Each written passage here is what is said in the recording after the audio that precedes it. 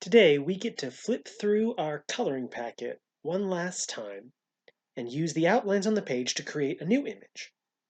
This time, though, we aren't coloring in the image with paint or crayons, but instead with a different kind of paper. Let's start with some scrap paper. It can be construction paper or tissue paper or plain white printer paper that you've colored over. The first step is to cut it into little pieces. Then we'll shape and assemble the shards of color so they take the form of our picture. Once the shape matches, we can use glue to bind the pieces together and into place.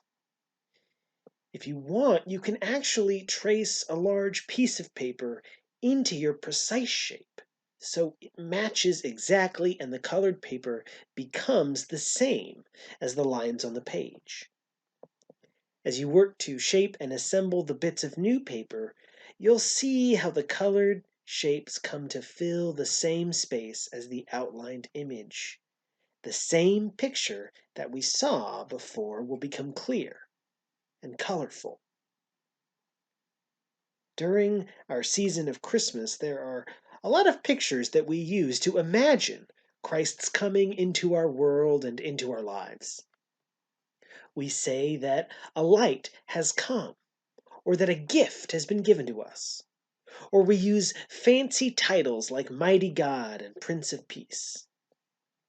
And while all of this can describe who Jesus is, it might be better to remember that God chose to come close to us not as a special and powerful king or as a mighty beam of light, but as a regular person, a human like you and me in a body like yours and mine.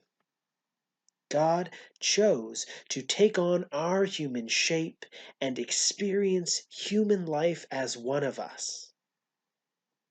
We can be drawn close to God because God has already come close to us in a form that becomes clear and colorful.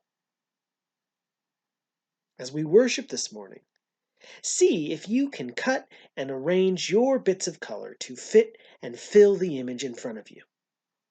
As we listen for the ways God's light and love is fitting into and filling up our lives.